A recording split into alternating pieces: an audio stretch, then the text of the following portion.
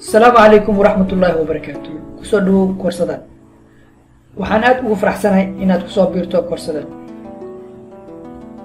Videogan waxaan si hordhac ah uga hadli doonaa koorsadan waxay ku saabsan tahay. Sidoo kale waxaan ka hadli doonaa koorsadan maxay tahay, maxaan ku baran doonaa koorsadan. Ka hor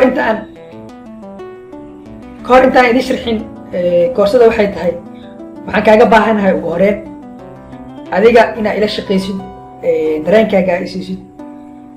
waayo labadan waxay iga caawin doonaan inaad faham guud ka hesho koorsada.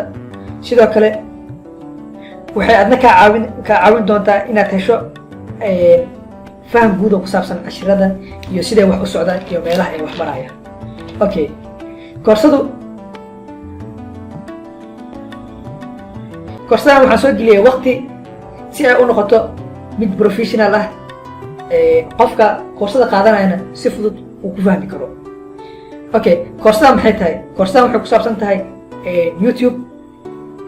waxaana koorsadan qaadan karo dhammaan dadka daneeya inay samaystaan YouTube channel, ama dadka caqabadaha ay ka haystaan inay viewers helaan ama channelkooda popular oo noqdo, subscribe badan ay helaan. haddii dadkaas aad ka mid tahay, koorsadan waxay ku tahay muhiim, very important. Okay,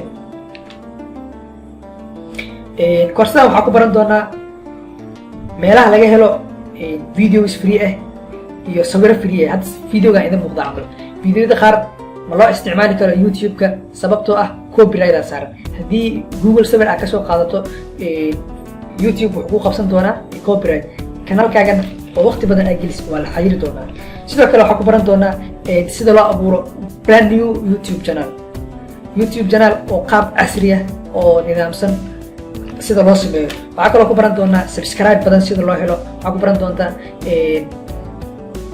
videoyada iyo sida loo jarjaro, sida loo sameysto video qurux badan. waxaa ku baran doontaa meelaha musica free laga helo iyo waxyaabo kaloo badan.